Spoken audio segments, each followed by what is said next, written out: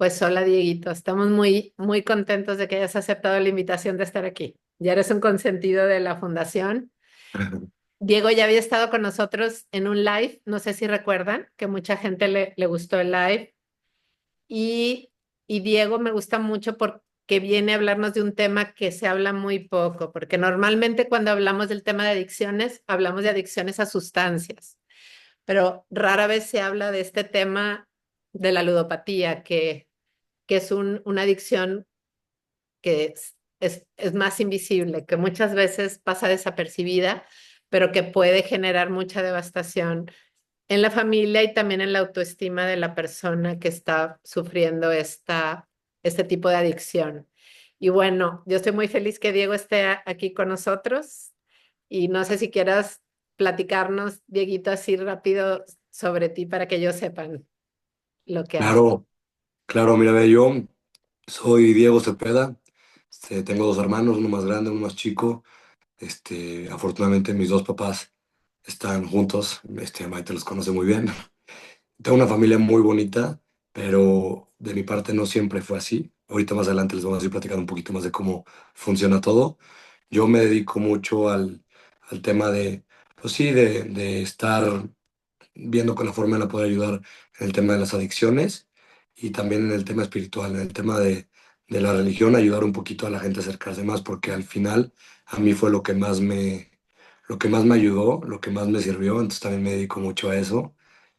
Y pues para cualquiera que tenga dudas, para cualquiera que tenga algo en lo que yo les pueda ayudar, que les llegue, que les interese o tengan algún amigo, yo encantado. Para mí es un tema muy difícil por lo que yo pasé y sé lo que se siente y sé lo que la gente siente al estar así. Entonces yo con el gusto del mundo aquí estoy para cualquiera de ustedes. Muchas gracias, Dieguito. Entonces, no sé si nos quieras platicar, o sea, de tu testimonio, cómo fue Claro. y también entender que es muy importante que entiendan la gente que muchas veces puede estar la persona al lado de nosotros y a lo mejor alguien que está consumiendo marihuana nos vamos a dar cuenta por el olor o si está consumiendo otra droga porque va a andar todo adormecido o aletargado, pero a lo mejor nuestro hijo está jugando ahí al lado de nosotros y está apostando o en el mismo trabajo y nadie va a saber. Entonces, por eso es tan importante hablar de este tema.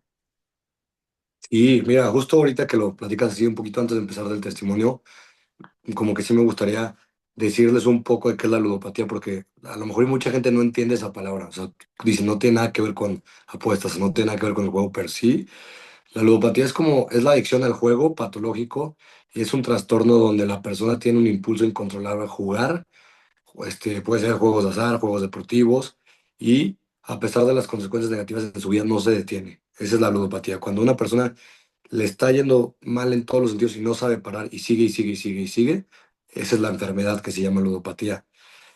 Un poco el contexto de todo esto es que ahorita la verdad es que todos los juegos de azar, todas las apuestas, las tenemos como tú dices, ya a la palma de la mano. O sea, ya es la adicción silenciosa que la gente no sabe cuando tú ya tienes un problema. ¿Por qué? Porque pues ya todo el mundo se puede meter en cualquier aplicación y lo tiene a la mano. Entonces, por eso ha sido mucho el aumento en el tema de la ludopatía, que también tiene que ver mucho ahorita con el tema del suicidio. Más adelante platicaré un poco de las estadísticas, platicaré un poco de todo eso, porque sí es un tema súper preocupante y ahorita más que nunca está creciendo en cantidades, o sea, muy cañonas.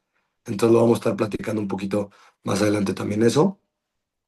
Yo les quería platicar, yo soy Diego, yo soy ludópata y tengo esta adicción desde hace más de 8 años, 9 años. Yo empecé a tener esta adicción a mis 16 años.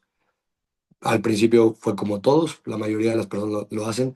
De hecho, hay una estadística que está cañoncísima, que es de los jóvenes de 18 a 34 años, el 50% de las personas, de los hombres, han apostado alguna vez en su vida. Y pues yo estuve igual que esa estadística. Yo fui una de las personas que apostó a sus 16 años cuando no tenía nada que estar haciendo. Se me hizo muy fácil irme a un casino con mis cuates en una hora libre de la prepa. Y, y pues sí, yo lo vi muy fácil, la verdad le pagamos a la entrada, no pasaba absolutamente nada, pero sí pasa, porque a mí me llevó a tener una adicción por 8 años con la que acabó, te podría decir, con 8 años de mi vida. O sea, yo viví de sufrir todos esos años y platicándoles un poquito de más de cómo trata todo esto. Yo empiezo a ir y soy una persona muy impulsiva, entonces al momento de que a mí me gustó irme, volarme clases, ir a ver partidos de fútbol a la hora de las clases, pues se me hizo muy fregón y dije, órale, pues hay que seguirle con esto, es buen negocio, me está yendo muy bien, pues le seguimos. Y la realidad es que no es buen negocio, la realidad es que los casinos nunca pierden. A mí eso me llevó a seguir yendo todos los días, me llevó a en las tardes buscar quién me acompañara. ¿Por qué? Porque me gustaba y yo pensé que ese iba a ser el negocio de toda la vida y me encantaba. Entonces yo decía, de aquí voy a vivir yo, no sé ni por qué sigo estudiando, esto es un negociazo. Y pues la realidad es que no, la realidad es que yo fui y me di, se podría decir que golpes con la vida hasta el punto en el que tuve un intento de suicidio. Más adelante lo platicaremos también de por qué acabé aquí, por qué conozco muy bien a Maite, porque me llevo mucho con ella. Pero todo esto se origina de eso, de ese pensamiento del que dijimos que no pasaba nada, que era solo volarnos una clase y pues la realidad es que las cosas no son así. Esta es una adicción que de una de cada 10 personas que apuestan se convierte en ludópatas. Así es un número muy grande. Y no, perdón, de cada 10 personas que apuestan, 5 se convierten en ludópatas. Y el problema es que solo una lo reconoce y lo acepta. O sea, son números ahorita que están cañones. Y esto se debe a que estamos en una generación en la que queremos todo con recompensas inmediatas. Queremos hacernos rico de la noche a la mañana. Este, y justamente hay una cifra que está muy cañona ahorita en México, que tiene un registro de donde más de 2 millones de personas son vulnerables a padecer ludopatía, según los estudios nacionales de psiquiatría. Y esto es por las generaciones que estamos teniendo ahorita, de que tenemos las recompensas inmediatas, que tenemos todo a la mano, que ya no batallamos por nada. O sea, antes yo creo que muchos de aquí, señores que nos están escuchando, papás, pues sí tenían que batallar un poquito más. Ahorita tienes una duda, la contestas en un segundo con inteligencia artificial o en un segundo con internet.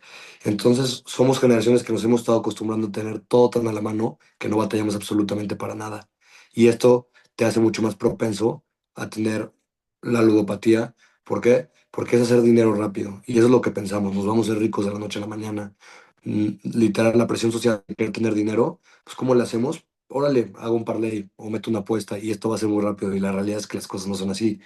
Platicándoles un poquito más de mi testimonio, a mí me lleva seguir apostando estos años en la prepa, muy X, apostaba a lo mejor 500 pesos para ganar 1 millón de pesos, lo cual nunca pasó. Me hacía los famosos parlays que muchos de nosotros conocemos y pues no, nunca gané ninguno de esos, pero me llevó a hacerme un poquito más adicto y más adicto y más adicto, a lo que me llevó a no conformarme con 500 pesos. Yo a lo mejor ya metía 2,000, 3,000 pesos para ganar 10,000. O sea, ya cantidades mucho más controlables donde ya veía ganancias a veces. Y eso a mí fue lo que me picó. ¿Por qué? Porque ya dije, ya le gané el casino. En algunas partes de mi vida la cabeza te engaña y piensas que ya le estás ganando.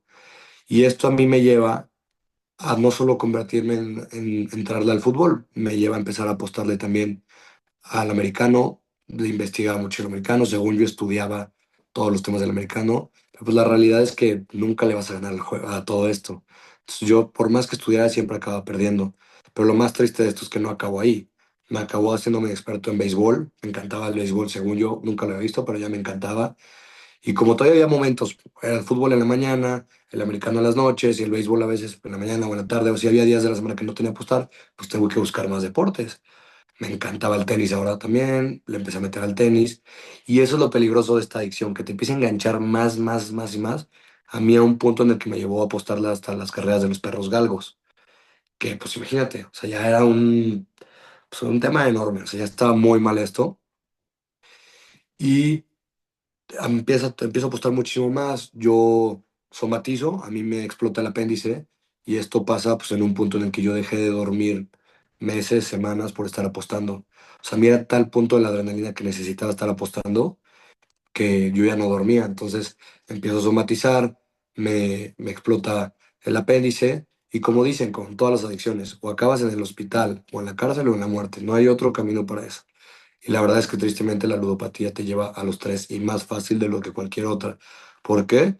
Porque la mayoría de las personas que somos ludópatas alguna vez en su vida han robado.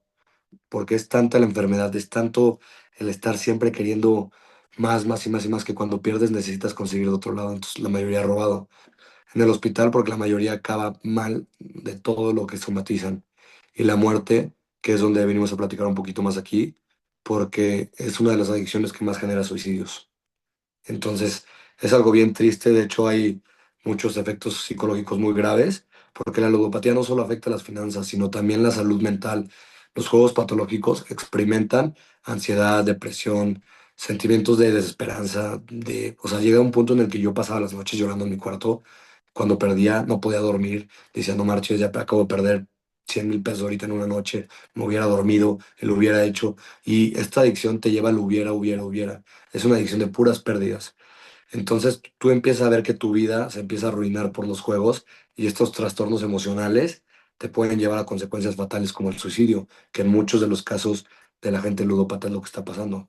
De hecho, hay una estadística por la CONADIC que revela que al menos el 10% de las personas con ludopatías en México han experimentado o han tenido pensamientos suicidas y alrededor del 5% lo han intentado en algún momento debido a las consecuencias del trastorno. Entonces aquí lo que yo he platicado varias veces con Maite, aquí es donde está lo preocupante de la situación, porque no es que nada más se haga apuestas del juego y acabe ahí, no, la mayoría en muchos de los casos, imagínense, el 5% acaba con problemas de que han intentado tener suicidio. Y pues es esto lo que a nosotros nos preocupó mucho y también es esto por lo que yo me animo a platicarlo aquí, porque a ver, yo era la persona más cerrada para hablar de estos temas, Maite lo sabe, a mí me cuesta muchísimo, pero si podemos hacer con estos grupos o podemos hacer con estas conferencias o podemos hacer con estas pláticas que alguien, algún conocido de ustedes o alguien que esté pasando en este momento se sienta identificado y pueda saber que si hay una salida a todo esto, pues esa es la intención de todo esto, esa es la intención de los grupos aquí. Y la verdad es que sí es bien triste esta historia porque platicándoles un poquito más de mi testimonio es que no solo fui yo, o sea, yo en esta parte de mi vida donde me quedé, donde le estaba contando, me empecé a meter mucho más, acabé en el hospital, platicando un poco con mis papás porque, a ver, los ludópatas y como cualquier otro adicto somos expertos en las mentiras, somos las personas más buenas en echar una mentira. Entonces mis papás nunca sabían que yo tenía un problema con el juego. Yo le pedía dinero porque yo estaba muy chico, yo todavía no trabajaba, yo todavía no tenía nada, les pedía dinero y le inventaba cantidad de mentiras que necesitaba dinero para cada cosa, que si para un viaje, que si para libro, y yo apostando cantidades que ni yo había visto juntos, o sea, llegaba el momento en que yo estaba apostando 100,000 pesos a la semana y cada vez iban creciendo más, más y más y más. Y pasa esto, me explota el apéndice, en ese momento como que mis papás empiezan a sospechar un poco, cachan y yo empiezo a ir a grupos de AA y lo típico. Yo dije que yo podía con esto, fui 3, 4 meses, súper bien, yo dije yo ya superé esto, pues estoy chavo, no pasa absolutamente nada. Y pues sí pasa, que dejé de ir y a la semana ya había tenido una recaída. Yo pensando que ya lo iba a poder controlar porque yo ya me estaba tratando con el tema, pues la verdad es que no, nunca lo pude volver a controlar. Volví a tener una recaída de un año de puras mentiras porque mis papás ya sabían que yo tenía un problema y pues yo ya no les podía pedir nada a mis papás, entonces le pedía dinero a amigos, buscaba la forma y seguía apostando un año más. Pasa este año y yo me encuentro ya en una situación grave. Digo a mi papá, ¿sabes qué? Debo tanta cantidad de lana, la necesito pagar. Mi papá, con todo el amor del mundo, como cualquier padre tiene por sus hijos, y no me quería ver mal, me dijo, no te preocupes, yo te lo doy, luego vemos qué onda. Me lo pagan, y bueno, al ludópata es lo peor que le puedes hacer, porque en el momento en el que tú le estás dando, y le estás dando con qué puede apostar mucho más, pues el ludópata lo ve como si no tuviera ninguna consecuencia y si no pasara nada. O sea, a mí, que me dieran, no me acuerdo si eran 300,000 pesos, no me acuerdo la cantidad que fue esa vez, me la dieron y me dijeron, ten, ya no quiero que vuelva a pasar esto y órale. Pues para mí fue, no tuve ninguna consecuencia, salí de los problemas y pues órale, ¿qué pasa? Que a la semana ya estaba apostando otra vez, porque yo ya no tenía deudas, porque yo ya no tenía problemas y pues porque yo no había tenido ninguna consecuencia. Sigo apostando y me vuelve a pasar lo mismo y en ese momento tomo la decisión de hablar con mi papá y yo irme a internar. Pero a ver, irte a internar como chavo a tus 21 años, 22 años, pues para mí es algo súper difícil. Y todavía con la mentalidad del ludópata y siempre intentar aparentar, de siempre intentar ser el mejor, se me hizo muy fácil yo decirle a mis amigos, no, me voy a estudiar una maestría a España. Total, ellos no hay bronca. En ese momento tenía una novia y también fui, a ella sí fui y le dije, ¿sabes qué? Me voy a ir. Y me dijeron, yo no sé si quiero estar con un ludópata, porque pues no manches, yo no sé cómo le voy a explicar a mis papás que, pues, que mi novio se va a ir a internar. Entonces, pues yo me enojo, todavía me indigno y me voy a su casa. Entonces, tal, yo me voy y me interno en Mazatlán y estando allá, las 2 primeras semanas le eché muchísimas ganas porque yo me fui sin que mis hermanos me hablaran. Mis hermanos me odiaban en ese momento porque veían sufrir tanto a mis papás, tanto sufrimiento que les había causado, y ellos no entendían la enfermedad. Entonces ellos pensaban que yo lo hacía por el afán de molestar, por el afán de querer lastimar, y ellos pensaban de que, oye, ¿cómo? Está viendo sufrir, está viendo llorar a sus papás, está viendo que están sufriendo por él, y él no entiende. Y es lo más triste de esta situación, que yo no lo hacía con ese sentido. O sea, yo lo hacía con el sentido de, pues, de no poder parar, de tener una enfermedad en la que yo no me podía detener. O sea, yo nunca quise molestar a nadie, yo nunca quise lastimar a nadie. Yo lo que tenía era impulsos que no podía controlar. Y eso es a lo que se le llama la ludopatía.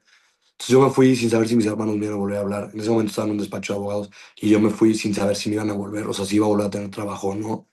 Total, veo por mí, decido irme. Las 2 primeras semanas le echo todas las ganas del mundo porque yo ya había visto que mi vida se estaba acabando en todos los sentidos. ¿Y qué pasa? Que llega la tercera semana y es la semana familiar, van mis papás y yo al momento de tenerlos allá, pues me doy cuenta que mi familia ya me quería, que ya les habían explicado que era enfermedad, que ya me entendían que era algo que no pasaba, y pues la realidad es que me ganó eso. Pues yo dije otra vez, ya mi vida está normal, yo ya me traté 2 semanas, yo ya la armé. Y en ese lugar al que yo me fui, es muy común que haya gente conocida, que haya famosos y así. Entonces, pues las últimas semanas yo me dediqué más al tema social, dije, aquí voy a hacer negocios, de aquí voy a conocer famosos. Total, me valió mi tratamiento. ¿Qué pasa? Que hay un huracán en Mazatlán, entonces me retrasan mi vuelo ya cuando salgo de ahí, y en ese retraso del vuelo me quedo varado en la Ciudad de México porque pierdo el vuelo de la conexión. Me quedo varado 5 horas, me voy a la salita de American Express, no tenía nada que hacer, y vi que estaba un partido de San Francisco de americano, el equipo al que le voy, y pues ¿qué pasa? Que Diego el ludópata dice, pues yo ya puedo superar esto, o sea, yo ya llevo internado, pues bueno, la última, y llegando a mi ciudad, dejo de apostar. Pues imagínense, literalmente yo llevaba, te podría decir, 3 horas de haber salido y yo había tenido otra recaída. A tal punto estaba la enfermedad. Tengo mi recaída y esa recaída me llevó un año más. Pero este año fue de que la gente ya supera, porque al final mis amigos se enteraron. Al final, mi novia en ese momento me mandó una, o sea, hablé con ella y me dio la oportunidad. Al contrario, me dijo que qué valiente lo que había hecho. Y pues, ¿qué pasa? Que echar de mentiras a ella también. Con mis papás, tener que hacer todas escondidas. Entonces, para mí fue un año de llevar una vida de puros engaños, de llevar una vida escondidas, de llevar una vida literalmente sin poder vivir. O sea, yo existía, yo no vivía. ¿Por qué? Porque yo no convivía absolutamente con nadie, me aislé de todo el mundo. ¿Qué es lo que hace esta enfermedad? Que te aíslas. Yo mi día era levantarme a las 7 de la mañana si es que había dormido, hacía ejercicio porque me obligaban, porque habían dicho en el internamiento que tenía que hacer, entonces me obligaban, hacía ejercicio, me iba a disque a trabajar, que lo de trabajar no tenía nada porque yo me la pasaba apostando en línea, y en ese momento ya no eran cantidades como las que les platicaba, ya eran cantidades de 100,000 pesos al día, 200,000 pesos al día, o sea, cantidades que ya es imposible tener un estilo de vida así. Entonces, lo que empieza a pasar es que a mí me empieza a consumir mucho más y pues se vuelve una vida de puras mentiras, una vida de estar solo todo el tiempo. O sea, yo me iba a trabajar, llegaba a la hora de la comida, a esa hora había partidos de fútbol, entonces comía rapidísimo, no, no comía con mi familia, yo me subía a mi cuarto, me encerraba y a apostar toda la tarde. Y ese apostar toda la tarde se convertía en apostar toda la noche también. Pues, la verdad, no descansaba absolutamente nada, no dormía nada. Emocionalmente yo estaba destrozado, traía una depresión horrible. Fui con un psiquiatra, me diagnosticaron depresión. Bueno, para mí ese momento fue súper doloroso que me dijeran eso enfrente de mis papás, porque al momento en el que los dicen mis papás empiezan a llorar horrible. Bueno, mi mamá empieza a llorar horrible y yo me siento la persona más culpable del mundo. Digo, o sea, ¿hasta qué punto he llegado en el daño en el que le estoy haciendo a mi mamá? Y me siento horrible, o sea, soy la peor persona en ese momento, y más que empezarme a preocupar por mí, yo veía lo que estaban sintiendo las demás personas, o sea, nunca fui yo mi prioridad, que eso fue uno de los grandes problemas. Entonces, pasa esto, sigo apostando todo este año, nadie se entera, hasta que un día mi ex, que en ese momento era mi novia, me cacha y me dice, ¿sabes qué? La verdad es que, pues si tú sigues apostando, yo lo voy a decir a tu familia, a mí se me hace más fácil decir, ¿sabes qué? Mejor dejamos las cosas aquí. Ella, órale, pues yo no quiero estar con una persona así, menos porque me echaste mentiras en esto, en esto, en esto, y tú sigas igual. Yo te di una oportunidad, yo le dije, órale, bye. Y en ese momento yo lo vi como, pues, bye, como una persona X, no me importó. ¿Por qué? Porque lo único que a mí me importaba era el juego. O sea, yo no sentía absolutamente nada por nadie más. Para mí todo era el juego. Entonces, cortamos, y ella, por ser una persona a la que sí le importaba, fue y habló con mi hermano. Entonces, cuando llega mi hermano y me quita, o sea, llega, me quita mi teléfono y pues obviamente yo enojado no se lo quería dar, pues casi casi acabamos hasta los golpes ese día y me lo quita y se da cuenta en la aplicación del casino que yo no había dejado de apostar, que yo llevaba un año desde el día que salí de Oceánica, de donde estuve internado, que lo menciono, fue Oceánica, no pasa nada. Desde el día que salí de ahí, duré un año completo apostando. Ni un día paré. O sea, no hubo un día donde me hubiera detenido. Entonces, lo más triste de esto es que, pues sí, en esta etapa de mi vida ya eran 6 años de apostar diario, sin poderme controlar. Entonces, mi hermano me cacha eso, me pelea horrible con él, me dice cosas que tiene toda la razón, me dice, a ver, ¿cómo? O sea, no estás viendo cómo estás arruinando nuestra familia, casi es que se divorcien mis papás, no estás viendo cómo está tu hermano chico, o sea, estás destrozando a todo mundo. O sea, acabaste a tu expareja, le hiciste pedazos, me dijo, y no te cansas, o sea, me dice, eres una basura de persona, o sea, has destrozado a todo mundo y no te cansas, o sea, ¿cuándo vas a llenarte? ¿Cuándo vas a saber decir, sabes que hasta aquí? Y la verdad es que sí lo digo, o sea, yo nunca supe decir hasta aquí. Y el problema de todo esto fue que esos comentarios a mí como que sí me llegaron en ese momento, yo estaba muy vulnerable. Le marca a mis papás no estaban en San Luis, yo soy de San Luis Potosí, le marca a mis papás y en ese momento, pues mis papás, como me lo dijeron el día que yo estaba internado, tú te metes a apostar otra vez y estás fuera de la casa. Y pues sí, literalmente me dijeron, ve haciendo tus maletas, nosotros llegamos mañana, tú ya no perteneces a la casa, te queremos con todo el corazón del mundo, te amamos, pero no queremos a tu ludopatía y tu ludopatía está acabando con esta familia. Y si tenemos que escoger entre tu ludopatía o la familia, vamos a ver por la familia. Que la verdad yo agradezco eso que me dijeron ese día. Y después de eso, pasa el tiempo, pasa un poquito más. Digo, ¿cuál pasa el tiempo? Me estoy adelantando, perdón, me distraje. Me dicen eso mis papás y yo me voy, sabiendo que me tenía que ir de mi casa, me voy, me quedo estacionado en mi coche y digo, tienen toda la razón, soy una basura de persona, soy tal, tal y tal y tal, todo lo que acaban de decir tienen toda la razón. ¿Por qué?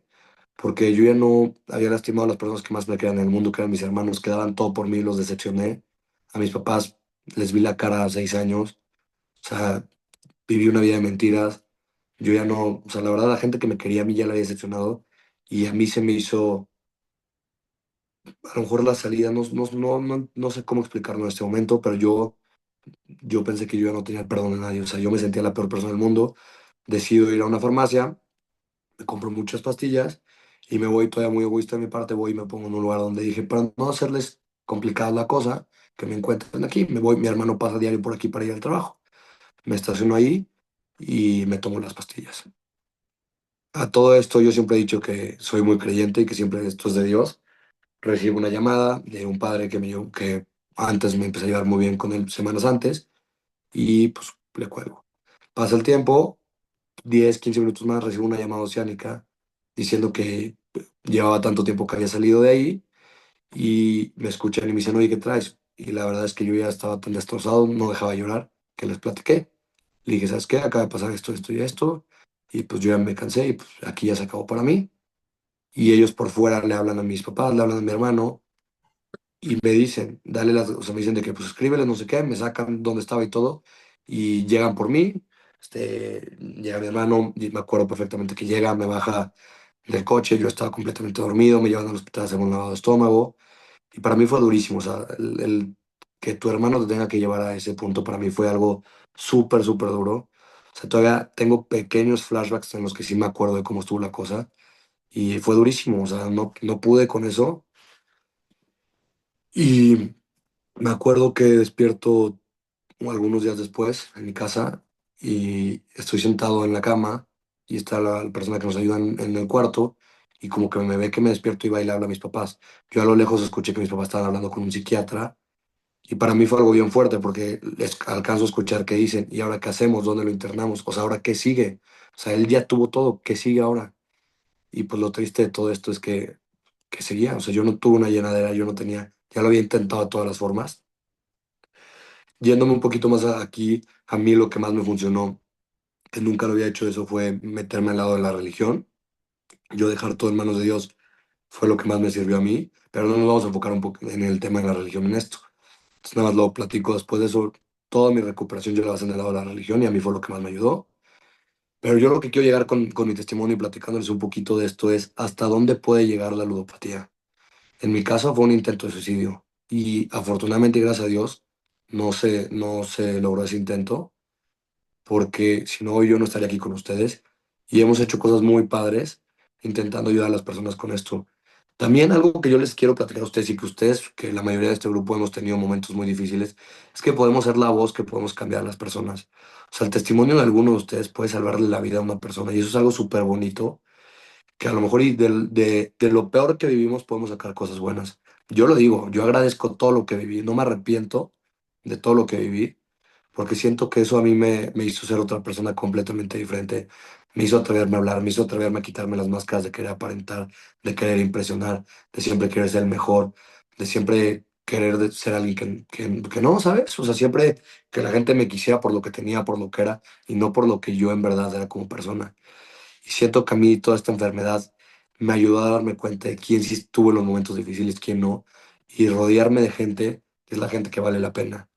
Y pues lo más bonito es que me ha llevado a encontrar personas increíbles, en este caso Maite, y muchísimas en este camino, en este proceso. Entonces yo les digo, o sea, qué padre que ustedes estén conectados en este grupo, qué padre que se den la oportunidad de escucharnos hoy. Y si hay podemos salir adelante juntos, podemos ser ese testimonio, podemos ser esa persona que puede ayudar a que una persona no tenga el mismo estilo de vida que tuvimos nosotros, no tenga algún intento, no tenga los mismos sufrimientos que tuvimos todos nosotros. Entonces yo sí les quiero pedir mucho eso y cuando yo me animo a platicar todo esto, porque a ver, no es fácil y no es fácil pararte frente a una cámara o pararte frente a muchísimas personas a hablar de esto, pero como lo he dicho, si yo me tengo que quitar mi máscara para hacer que personas no vivan lo que yo viví, lo voy a hacer con el gusto del mundo. Con que solo a una persona de este grupo le llegue, yo soy la persona más feliz doy para no hablar enfrente de ustedes. Y esa es siempre la idea. Y diario me levanto y es con la actitud que lo hago. Cuando me toca hablar a lo mejor en redes, o a lo mejor en un podcast, o a lo mejor en una conferencia, siempre esa es la actitud con la que lo hago. Con que a una sola persona le pueda llegar y cambiar la vida, de no vivir todo el infierno que yo viví, ese es el resultado que buscamos. Y lo más bonito de esto es que siempre hay una persona que escribe, y no solo es una, siempre son muchísimas. Entonces yo se los quiero dejar a ustedes también como que busquemos ser ese cambio en la generación, busquemos ese cambio que queremos ver en el mundo, porque estamos viviendo ahorita etapas muy complicadas en este mundo, que si podemos ser un poquito un foco de luz, en verdad puede ser un gran cambio. Y yéndome un poquito más a los lados estadísticos o las causas de lo de la ludopatía, miren, los factores psicológicos, normalmente aquí es que la búsqueda de emoción, la gratificación instantánea, lo que les decía, siempre que es la recompensa inmediata, y la sensación de poder pueden, o sea, hacer que este sea el trastorno y que nos lleven a la ludopatía, que al final esto se refleja en estrés, ansiedad, y eso también juega un papel muy importante en el desarrollo de esta enfermedad. También existen los factores genéticos, que esto también lo podemos ver mucho nosotros, que es cuando alguno de nuestros familiares tiene alguna otra adicción, pues también eres propenso a tener una adicción y puede ser la ludopatía. Y donde yo me animo a platicar un poquito más de mi testimonio es en el factor social, en el siempre dejarnos llevar, en el querer normalizar las cosas, en el normalizar las apuestas, en querer normalizar la cultura del sueño de hacerse rico rápido. Esos son los problemas esos son las cosas que contribuyen a que esto sea un problema gravísimo. Entonces, yo también, si les pudiera decir algo y si pudiéramos empezar a hacer un cambio, siento que podemos empezarlo a hacer desde ahí. Porque como les platiqué ahorita, en mi caso, mis efectos de la ludopatía, pues fue el aislamiento social, el estrés, la ansiedad, la depresión, pues yo mi autoestima lo tenía en el piso, me sentía culpable de todo, tenía un comportamiento impulsivo y no tenía control absolutamente de nada. En efectos económicos, pues yo no solo me afecté a mí, afecté a mi familia, afecté a muchísima gente. O sea, es lo triste de esta enfermedad, que no solo una persona, te llevas a todos de por medio. Y también hay otro efecto aquí que son los efectos de las relaciones familiares. Empiezas a tener problemas financieros a toda tu familia, empiezas a afectar la relación de tu familia, la relación con tus amigos, o sea, acabas con todo. Y una cosa que siempre me preguntan en este tipo de pláticas, en este tipo de conferencias es, ¿cómo puedo reconocer si una persona es ludópata? ¿Cómo puedo reconocer los síntomas de alguien? El primero que siempre es el que digo es la necesidad de jugar con cantidades de dinero cada vez mayores para obtener el mismo nivel de emoción. O sea, si tú estás apostando 10 pesos y luego al día siguiente esos 10 pesos ya no te hacen sentir algo, tú ya tienes un problema. Luego la incapacidad de detenerse o reducir la cantidad de tiempo dedicado al juego, como cada vez es más, más, más y más, con eso te puedes dar cuenta que ya es un problema. Cuando empiezan las mentiras a los familiares, a los amigos, sobre el comportamiento del juego, el que siempre queremos tener una justificación del por qué, es porque ya empieza a haber un problema.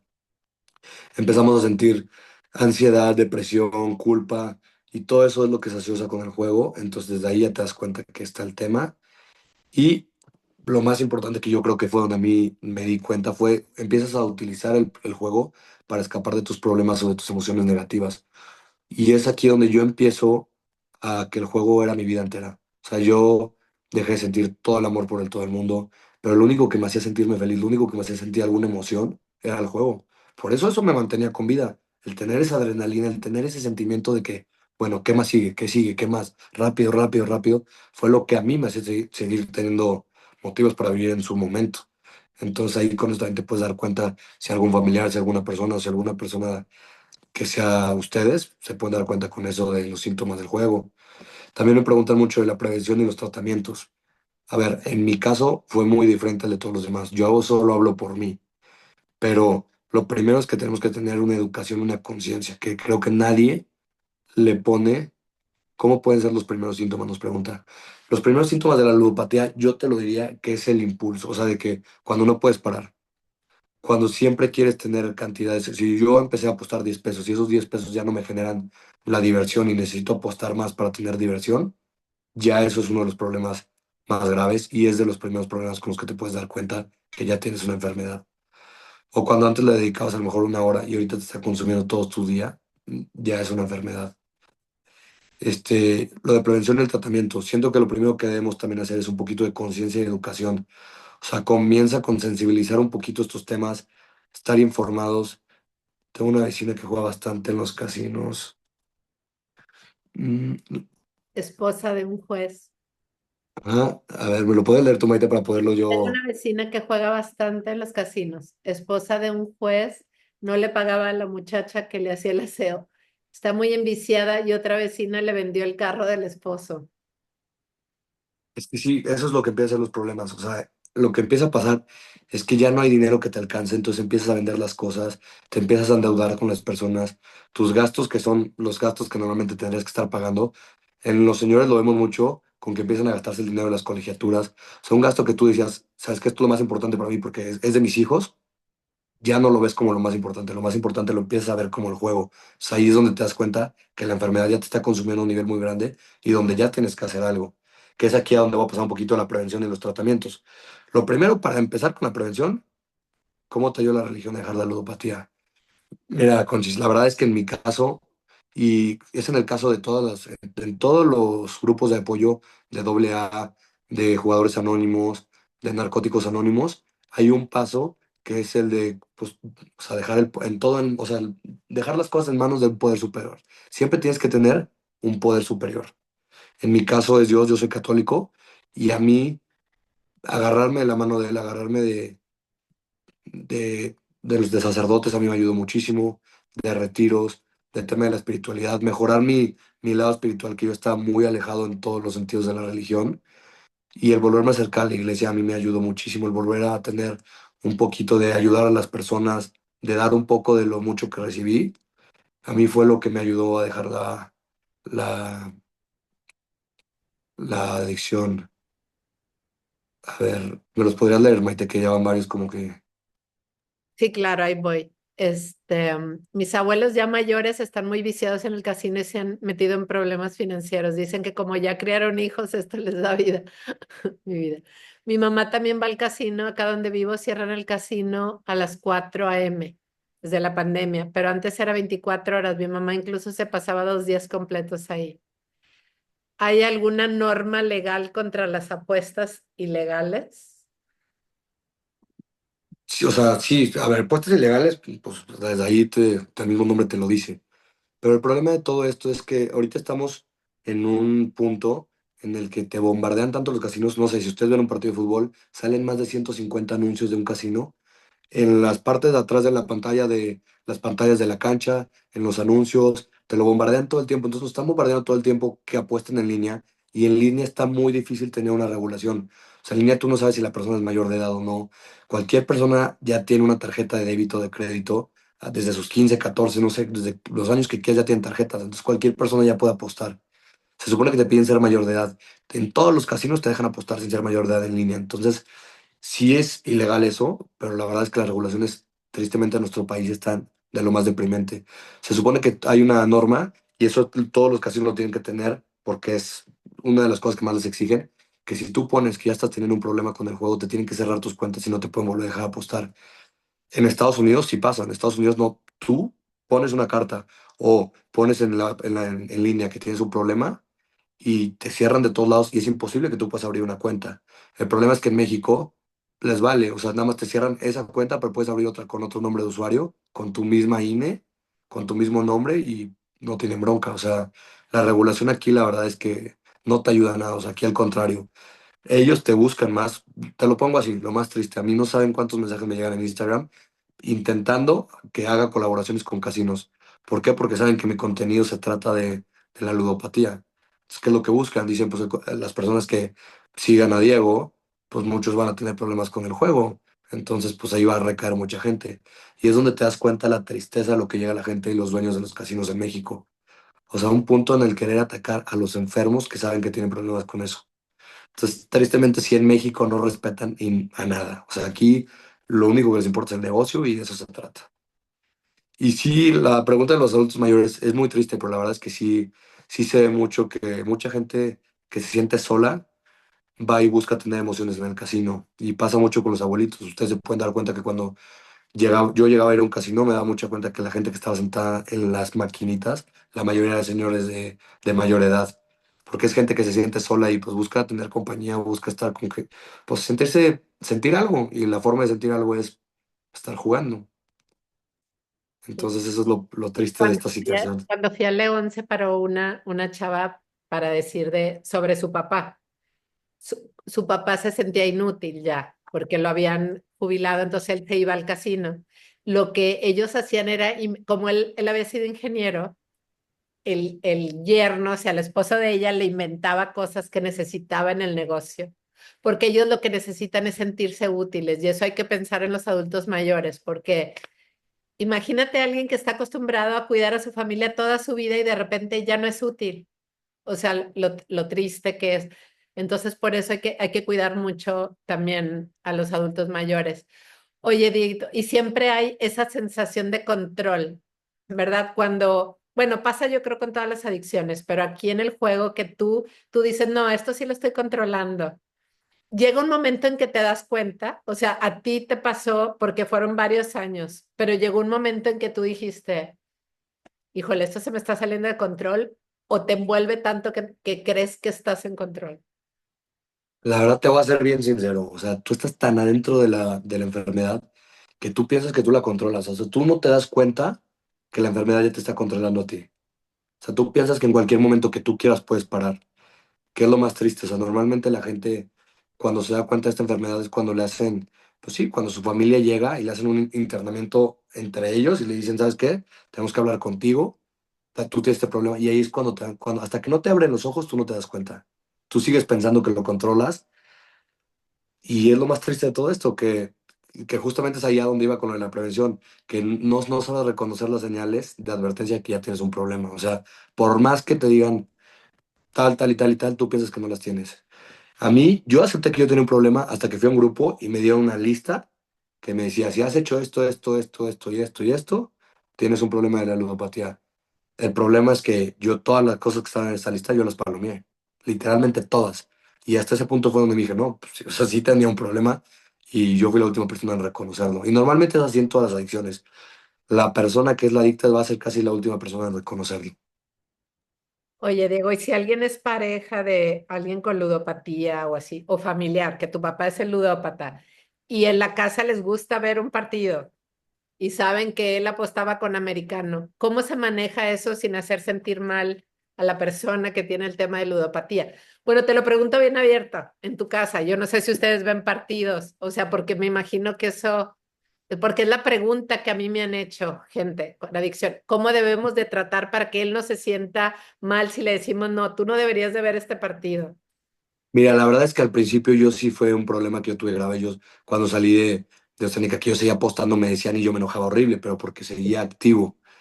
En el momento en el que yo ya dejo de todo esto, ya nunca, mis papás también entendieron que ya a mí no me tenían que estar diciendo y yo sí dejé de verlo, pero a mí sí me ayudó muchísimo que mi familia dejó de ver todo tipo de deportes. Ellos lo hacían por mí. Yo sé que a mi familia le encanta el americano y que son fan número uno y el primer año no lo vieron. O sea, y para mí eso fue algo fue muy bonito de su parte. O sea, saber que mi papá neta, que es fan número uno del americano, no lo veía, que después con el tiempo yo ya hablé con ellos y les dije, "Oye, ¿sabes qué? Yo no lo voy a ver, pero ustedes sí véanlo, yo no tengo bronca, o sea, yo tengo cosas que hacer, a lo mejor ustedes están viendo un partido, yo me voy a misas ahora, o yo voy con mis amigos a esa hora. Entonces, como que también eso me ayudó mucho que es lo quisieron hacer, pero yo también me di cuenta que, pues, que el problema soy yo. Entonces, como que también darles ese, esa ayuda, yo sí te podría decir que sí sirve. A mí sí, si mis papás no me hubieran dado, pues a lo mejor y sí, si no me hubieran dado ese, ¿cómo te diré? Ese apoyo y hubieran estado viendo partidos, yo no sé qué hubiera sido. A mí sí me ayudó que no lo estuvieran haciendo. Justo es como dejar el alcohol, más o menos es parecido. Si tú ves que en tu casa tomaban todos los días a la hora de la comida y lo empiezan a dejar, pues sí te ayuda. O sea, al final no estás teniendo la tentación ahí. Oye, una pregunta, porque pasa con las drogas como, no sé, cocaína, la que digan, cristal. El consumo del alcohol te puede llevar más fácil a, si tú eres adicto, ¿en el tema del juego ayuda el alcohol o no necesariamente está relacionado? Sí, como todo, a ver, cuando tú eres adicto a alguna sustancia o al juego, tú eres más propenso a ser adicto a cualquier otra adicción. Se llama, pues, se hace la adicción cruzada, que es a lo mejor, y si yo dejé la ludopatía, soy mucho más propenso a hacerme adicto a cualquier. Entonces tengo que tener mucho más cuidado en el momento de consumir el alcohol, en el momento de no probar absolutamente nada, porque soy más propenso por los impulsos que tengo. Claro. Pero en mi caso te podría decir que a mí nunca, o sea, yo nunca llegué a apostar cuando tomaba, pero sí hay muchísima gente que es donde agarra más valor y es donde va al casino y es donde apuesta más y es donde no tiene conciencia y pierde el sentido de todo. Entonces sí, el alcohol sí afecta mucho también eso. Sí, y bueno, tu caso es un caso, hay que entender que la ludopatía es un problema difícil de tratar. O sea, qué bueno que tú encontraste la manera, ¿verdad? Porque también tenemos casos en la fundación de gente que ha caído en las adicciones y ha estado por un tiempo y luego han recaído. Y nosotros también siempre decimos que no hay que ser tan duros cuando alguien recae, ¿verdad? Este, este tipo de adicción es de las que más enojo generan, era lo que te platicaba. Por eso las personas con ludopatía llegan a sentirse tan mal con su autoestima, porque las personas piensan, es que me quieres arruinar. No, no es que te quieras arruinar, es que no puedo controlarlo y desgraciadamente pues te llevo a la ruina porque es dinero el que está involucrado, ¿verdad? Claro. Pero ¿Y sí, cómo te ven? o sea, qué bueno que encontraste la manera, Diego, y, y yo siempre he pensado que algo que te inspire a dejar una motivación muy grande, que pueden ser tus hijos, puede ser Dios, puede, hay que tener algo a lo que aferrarse porque tratar una adicción es algo muy complicado, ¿verdad? Y ahorita que lo dices así, también siento que no lo he tocado el punto, pero también una de las cosas más importantes es saber pedir ayuda. O sea, Claro. tenerte que quitar esa máscara de querer siempre aparentar, de creer que tu vida es perfecta. Yo creo que lo primero que puedes hacer es saber pedir ayuda, saber cuando ya no puedes con la situación y no está mal. O sea, yo siempre lo he dicho, si yo hubiera pedido ayuda muchísimos años no hubiera vivido todo lo que viví, Claro. pero que nunca quise que me vieran para abajo, entonces yo nunca me atreví a pedir ayuda. Pero pues la verdad es que al contrario, o sea, de hecho, muchísima gente te podría decir que te abre el corazón con ayudarte y gente que no conoces. O sea, a mí, pues mira, qué más bonito que lo que haces tú con este grupo, que no conoces a la mayoría de las personas, pero les abres tu corazón y estás para ellos. Y así como tú hay muchísimas personas en muchísimos lugares, siempre que quieras buscar ayuda de algún tema, siempre va a haber alguien. Y fue algo que a mí me sirvió también mucho en mi proceso. En mi proceso me agarré de muchísima gente de Instagram que yo le preguntaba, y ¿sabes qué? Había mucha gente que hablaba de la ludopatía. Bueno, no mucha, porque muy poca gente se atreve a hablar del tema. Pero yo sí hablaba con gente que sabía y les escribía y me contestaban. O sea, siempre va a haber una mano que se te va a extender. claro, Nada más tienes que saber pedirla y buscarla, porque también eso es lo que nos cuesta mucho. Si tú estás dispuesto, siempre vas a encontrar a alguien. Entonces, siento que también es lo más importante, saber pedir ayuda. Y como tú dices, a ver, las recaídas son parte del proceso y creo que en mi caso yo lo vi, o sea, yo tuve 5 o 6 recaídas en su momento, hasta que entendí que, pues, a ver, es imposible vivir así. Ya afortunadamente, y lo agradezco que ya pasó muchísimo tiempo de eso, pero sí, sí es parte del proceso y no hay que ser tan duros, pero también sí hay que marcar una línea hasta donde puedes acabar con todo. O sea, si la persona no está teniendo unas consecuencias, si no tiene una línea que está acabando con la familia, que está acabando con todo y que no está teniendo consecuencias, él no va a parar. claro. Él va a parar hasta que se le marque una línea y tenga consecuencias, porque si no, no, él puede seguir. ¿Y Oye, cómo? Gabo Eguía levantó la mano. Te quiere preguntar algo. Adelante, Gabo. Claro. Hola, Diego, buenas noches. A Hola, ver, Gabo, ¿cómo estás? Tengo dos preguntas. ¿Qué consejo le darías a aquellos Gabito, se te oye muy mal. Acércate un poquito más al micrófono. No sé si traes audífonos. Hola, Diego, buenas noches. Hola, Ándale. Gabo, buenas noches. Oye, mira, ¿tú qué consejo le darías a las futuras generaciones, no sé, a los jóvenes que son los que están más expuestos debido a que ahora los casinos se anuncian en todos lados, en los partidos de fútbol, hay programas, hay podcasts, en las redes, hay miles de casinos? ¿Qué consejo le darías para que ellos no cayeran en el tema de la ludopatía y en tu caso específico, reflejándolo en otros que ya tienen este problema de la ludopatía? ¿Crees que la reacción que tuvo tu familia al decirte que si seguías con las apuestas ya no pertenecías a la familia, crees que sea lo correcto o crees que puedan existir otros métodos sin llegar a ese punto?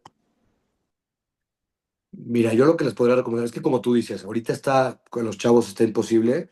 De hecho, el impacto en las redes sociales es enorme. Hay muchísimos influencers que les pagan por hacer grupos de apuestas. Eso también es algo bien triste. Les pagan por hacer grupos de apuestas para hacer que la gente se adicta y luego acaben perdiendo. Entonces, la mayoría de las cosas que ven en redes sociales, de gente que promocione casinos, de gente que te esté invitando a apostar, de gente que te cobre por entrar a un grupo, que te regalan dinero, todo eso es un gancho para que la gente se convierta en ludopatía. Y lo más triste es que la mayoría de los jóvenes está cayendo en eso. También por eso están ganando mucha popularidad, porque están incrementando todos los sentidos, están metiendo muchísimo dinero en publicidad y eso es lo que está pasando. Pero lo que tú dices, yo que le podría recomendar a los jóvenes, una, y se los digo directamente, de las apuestas nadie va a vivir. O sea, el casino nunca le vas a ganar, por eso es un negocio y por eso una de las personas más ricas de México es dueño de un casino. Y ustedes lo están viendo, ya equipos de fútbol son dueños de casinos. Entonces yo lo primero que le podría recomendar a los jóvenes es nunca vas a ganar de eso. También el saber tener una línea de hasta dónde, porque siento que no solo es el tema del casino, o sea, ya lo estamos viendo en el americano, en el fantasy, en el no sé qué, ya todo es apuesta, ¿qué te ha puesto? ¿Qué te ha puesto? ¿Qué te ha puesto? Entonces yo lo primero que les puedo recomendar a los jóvenes es que nos quitemos eso de siempre querer estar apostando, siempre querer estar generando de algo. Y a mí algo de lo más importante y lo que más me ha servido es también entender que no hay dinero fácil. O sea, si algo te va a dejar un dinero fácil, no es el camino correcto, porque nadie te regala nada, no hay atajos en la vida. Entonces también es darte cuenta de que eso no está bien, o sea, no te va a llevar a ningún lado eso. Entonces yo, el primer consejo que le daría a los jóvenes es captar que con el casino nunca le vas a ganar. Dos, que no existe el dinero fácil. Esas son ideas que nuestra mente nos gana, que nuestros impulsos hacen creernos que vamos a poder con eso, que la realidad es que no. Y la tercera es saber pedir ayuda. Siento que nosotros los jóvenes, el ego es muy fuerte, entonces tú nunca vamos a querer aceptar que tenemos un problema. Y normalmente cuando pasan los temas de ludopatía, la gente que se da cuenta son los del alrededor. Entonces, algo que yo siempre les digo a los jóvenes que me preguntan, oye, tengo un papá, tengo un amigo, y no sé qué hacer con mi amigo. Le digo, ¿qué prefieres? ¿Tener su amistad o tener un amigo? Y me dicen, tener un amigo. Le digo, entonces ve y habla con sus papás. Me dice, pero se va a enojar conmigo y lo voy a perder. Le digo, pero si no pierdes su amistad, vas a perder un amigo. ¿Por qué?